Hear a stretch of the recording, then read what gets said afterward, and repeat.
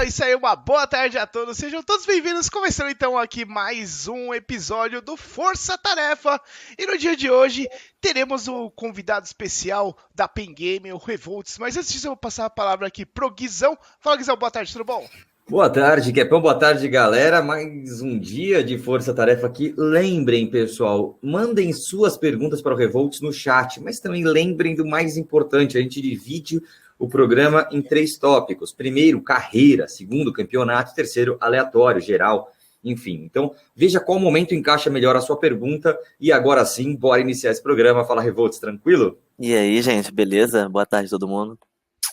Beleza, Revolts, então a gente começa da maneira tradicional, primeira vez do Revolts aqui no Força Tarefa, então a gente vai falar um pouquinho sobre a carreira do Revolts. Revolts, conta pra gente como é que é o seu nome, quantos anos você tem e conta pra gente o início da sua carreira no esportes antes de chegar aqui no Rainbow Six, cara. Olha, meu nome é Guilherme.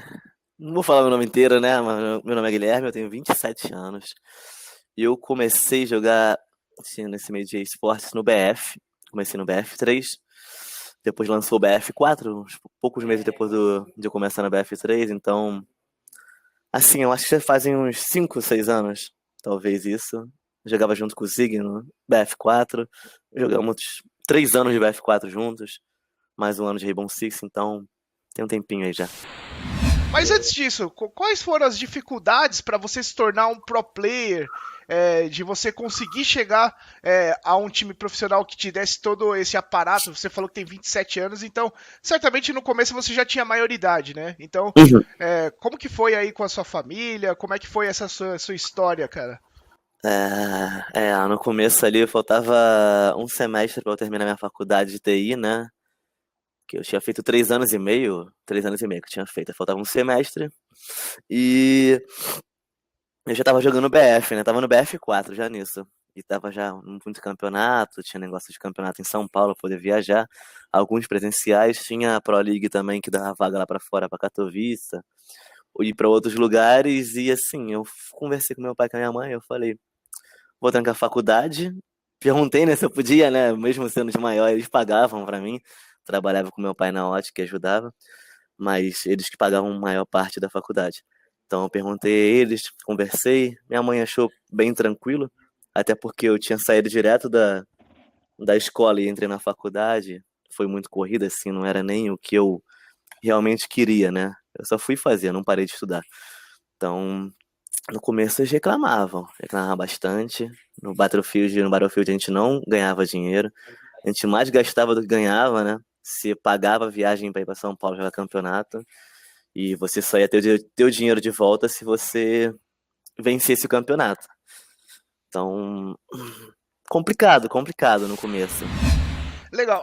E assim, o Revolts, agora sim a gente pode falar um pouquinho de Rainbow Six, né?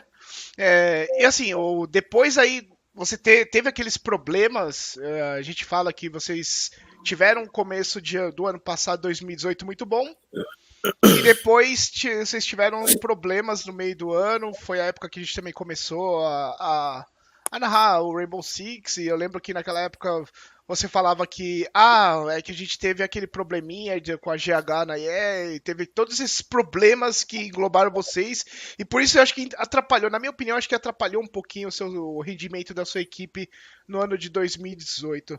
Dessa época, assim, qual que é a sua lembrança? Conta pra gente como é que foi essa passagem, sei que não foi muito legal, mas que no final das contas que vocês conseguiram desenrolar, mudar de organização e estão aí até hoje no cenário, né?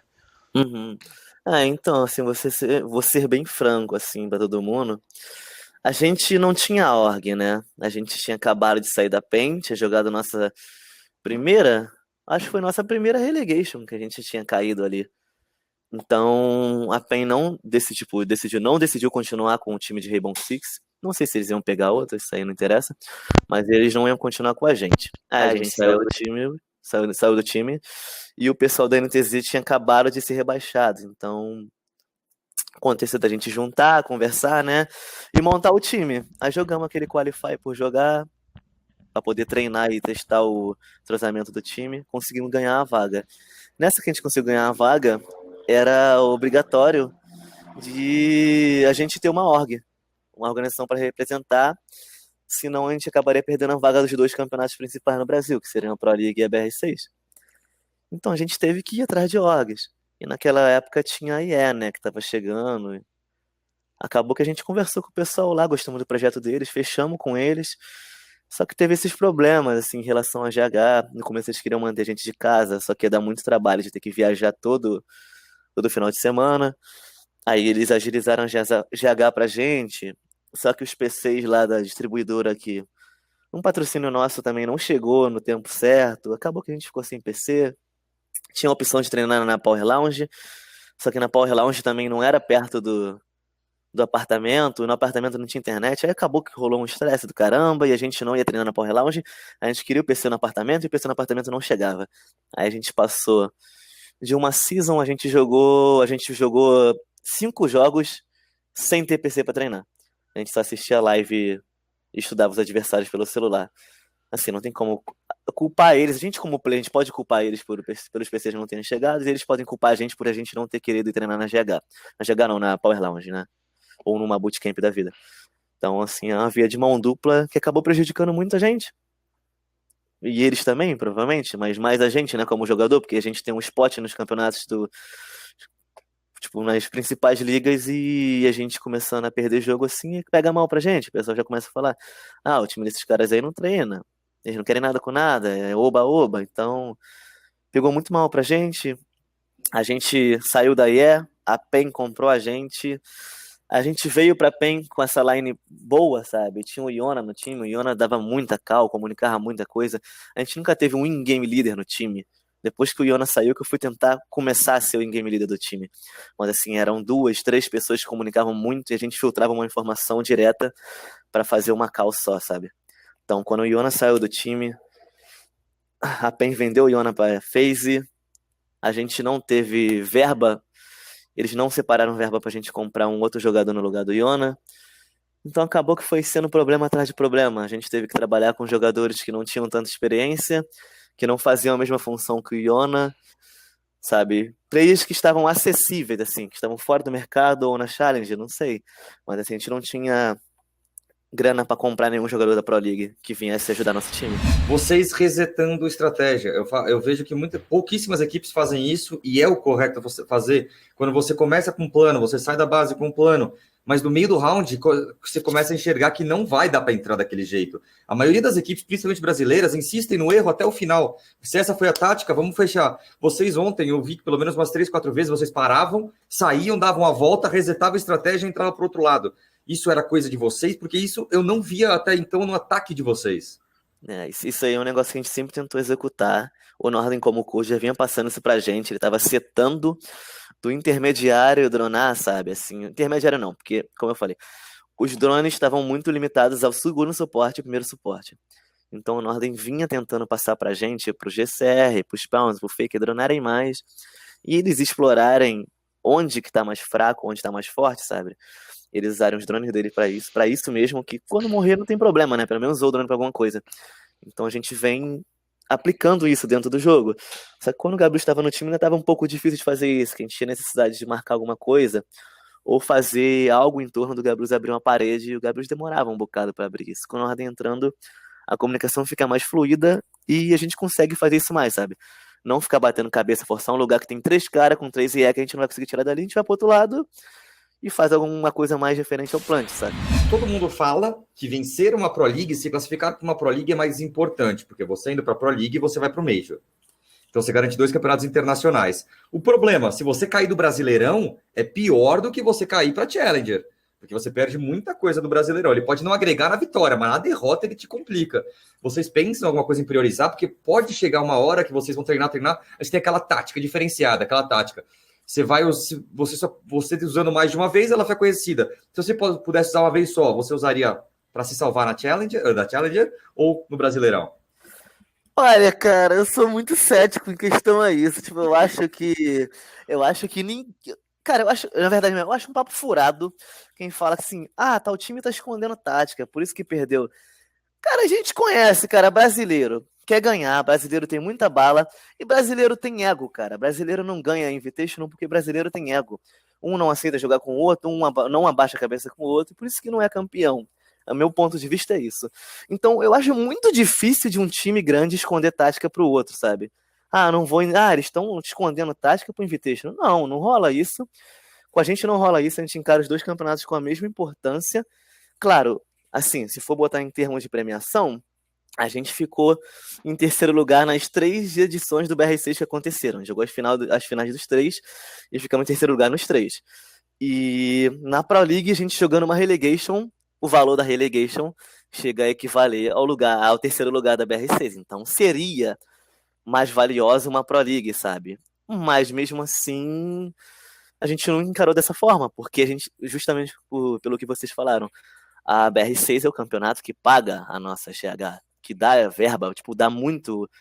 Em compensação que ela não dá em premiação, ela dá em condição de ser pro player no Brasil, sabe?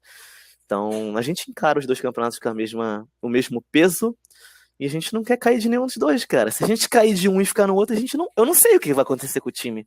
Se cair dos dois, o time deve se desfazer. Se a gente cair de um e o outro continuar, deve sair gente do time procurar um time que tenha vaga nos dois campeonatos, porque ninguém quer cair, cara. Essa é a real. Qual assim seria assim o cenário ideal para PEN hoje em dia? Na sua sincera opinião, é simplesmente escapar da relegation ou vocês acham ainda que dá para beliscar alguma coisa? Olha, assim, eu acho que até o quarto lugar da BR6 ainda dá pra tentar. A Pro League tá mais complicado, é mais pra se salvar. Em questão assim, atrapalhar os caras, eu acho que não. A gente vai fazer o nosso, a gente vai tentar pontuar pra poder sair do buraco. E, cara, se isso atrapalhar alguém, já não é com a gente, sabe? A gente vai fazer a nossa parte pra tentar sair de onde a gente tá, do fundo do poço. Se isso acabar atrapalhando alguém, não é por, sabe, que a gente quer ganhar muito mais de um time do que de outro, não. A gente quer ganhar todos os jogos. Você quer os pontos só. Isso, quer os pontos. Vamos pro próximo tema aqui, a gente passa pro tema geral, o Guizão pode abrir agora. Eu ia perguntar sobre as mudanças, né? A gente acabou de ter mudanças, dança das cadeiras para todo lado, algumas surpreenderam. Falando de movimentação de jogadores, quem você acha que mexeu melhor? Pode incluir vocês também, né? Claro. Nos times, assim, eu acho que quem saiu na vantagem foi a BD. Assim, sempre achei, todo mundo aqui tem a mesma opinião aqui no time. O Moringa sempre foi um cara que fez uma função, como é que a gente pode dizer? Muito difícil e sempre teve bons resultados. E assim, não que o Ion seja ruim, o Ion joga muito bem. Mas assim, o Moringa sempre teve uma função muito ruim lá dentro e acabou indo para a BD numa outra função, vai conseguir mostrar muito mais jogo. A BD conseguiu ganhar o Moringa, que é muito bom, um suporte ótimo. E o PCD, que também já tem experiência. Eu acho que no cenário aí dos times, das mudanças que tiveram, acho que a BD foi o time que mais saiu na vantagem. O PHFS 2017 fala, qual foi a sensação de jogar o Invitational? Conta pra gente um pouquinho dessa experiência aí, Votos. Olha, cara, eu sou muito difícil para demonstrar emoção, sabe? Assim, é bem complicado. Se você me ver vibrando assim, gritando, é porque tem uma coisa realmente diferente motivando, além do jogo. Aí, o Invitational, cara, foi uma experiência única mesmo, assim. Foi o primeiro campeonato fora do Brasil que eu joguei. Desde o BF, tentando classificar para um campeonato fora, para a Pro League, para o que fosse. E o Invitational foi o primeiro mundial, né? Tipo, realmente é um mundial, assim. São 16 times. É enorme, a premiação é muito gigante, sabe? Então, assim, a gente não... Para não falar que a gente não chegou a jogar no estágio principal, a gente jogou, né, como Team Brasil. Então jogou nós 4, mas eu, Faker, GCR e Spawns e o RFX da BRK lá. Jogamos contra o Team Brasil, então joguei no estágio principal. Mas assim, eu não senti nada diferente jogando contra os times grandes lá de fora. Não me trouxeram nenhum tipo de sentimento diferente do que jogando contra os brasileiros aqui. Eu acho que aqui a gente tem um campeonato muito mais complicado. Eu vou usar isso até como caso da DreamHack mesmo. Assim, DreamHack lá fora, quando você paga uma viagem para ir lá para fora e jogar uma DreamHack, você tem uma chance de ganhar uma DreamHack e pegar uma vaga, sabe? Para Milão, no caso, assim, no tipo. Já aqui no Brasil, jogando essa DreamHack, Qualify dela, cara, pra ser sincero, eu acho muito difícil você jogar lá o negócio de levar o PC pro local. Yoki. Isso, tipo, cara, você vai classificar em 7º ou 8º, você vai ter que pegar FaZe ou Liquid, você vai ter que ganhar de todos os times. Todos os times que estão aqui são muito bons, sabe? Então acho eu não senti tanta coisa. Eu gostei da sensação, queria ter ido mais longe no Invitational, quero ir para outro Invitational e ir mais longe, porque a gente perdeu muito no detalhe, sabe? Por pouco. Essa é a sensação que ficou na minha. Assim, tá na minha cabeça até hoje. Mas em questão de time, assim, dificuldade, eu acho que aqui a gente tem os times mais balanceados, os times mais difíceis de se jogar contra. Agora eu vou mandar uma pergunta aqui do Vini Moraes, sempre presente aí. Muito obrigado, Vini, mais uma vez pela presença aqui no Força Tarefa. Pergunta o que ele acha do Brasil ter um monte de campeonato e lá fora, né? Que ele fala EU, mas engloba também NA. Eles só jogam a Pro League. Você acha que isso realmente faz alguma diferença, ou Revolts, de você ter que aqui um campeonato a mais, que seja streamado, que seja estudado os brasileiros? Você acha que é por isso que os brasileiros não estão indo bem? Eu acho que, na verdade, na minha opinião, não, né? Questão de informação, né? Deles terem mais informação. Sim. Eu acho que não, acho que isso aí não influencia, não, cara. Eu acho que a gente é privilegiado. Agora nos Estados Unidos também os caras têm aquele US Nationals. E na Europa deve chegar algum tipo de liga em breve, cara, pra poder balancear isso, né? Só aconteceu que no Brasil o apoio chegou bem antes. Mas eu acho que vai indo, sabe? Vai ter liga em todos os outros continentes ali por causa do nosso, sabe? Brasil primeiro, Estados Unidos, Europa, talvez depois a Ásia. Então acho que é questão de tempo mesmo. E principalmente, né? Porque falar que se não fosse o Brasileirão, a gente teria Pro League. Então, entre seasons, você vai jogar 14 dias, 14 vezes, e é isso. Quando tem qualificar, você joga. Então, falar que é negativo ter um campeonato a mais para você jogar, competir, te dar condições de se manter, realmente não, é um contraponto que não faz sentido. E o André Bolado mandou a pergunta: você tem um plano de carreira do que fazer depois dos esportes competitivos, mas depois dos esportes, encerrou a carreira, não importa o que vai fazer, já sabe? Cara, eu tenho muita vontade de trabalhar no meio de psicologia, no meio do esportes mesmo, sabe? Tenho vontade de fazer alguma faculdade de psicologia e tentar, sei lá, virar psicólogo de esporte mesmo, que eu acho que falta muito. Diferenciado, hein, cara? Tipo, a maioria dos psicólogos que atuam aí em negócio de time são psicólogos que vêm do futebol, né? Nessas grandes orgs aí. Então, nenhum deles é formado, nenhum deles tem tanta informação ou experiência do meio do esporte quanto eu teria. É uma vontade que eu tenho, cara. Revolts, agora eu vou perguntar aqui a pergunta do Lucas Lemos, mais uma vez. Vamos lá. Você tem alguma pessoa que você se inspira ou que você admira aqui no cenário de Rainbow Six? Cara, assim, o pessoal vai rir de mim, cara. Vai querer me zoar, cara. É complicado. Essa é a ideia. É complicado. Assim, no meio do Rainbow Six, cara, assim, desde antes lá, quando eu comecei a jogar, o Zig era um cara que me inspirou muito durante um tempo. A gente acabou separando, né? A gente não se fala mais, mas ele é um cara que me inspirou bastante. Eu não assistia vídeo dele, mas ele me inspirava pelo comportamento dele dentro do jogo e fora do jogo. Questão de fora de game, assim, cara, eu me inspiro muito mais em jogador de MOBA, sabe?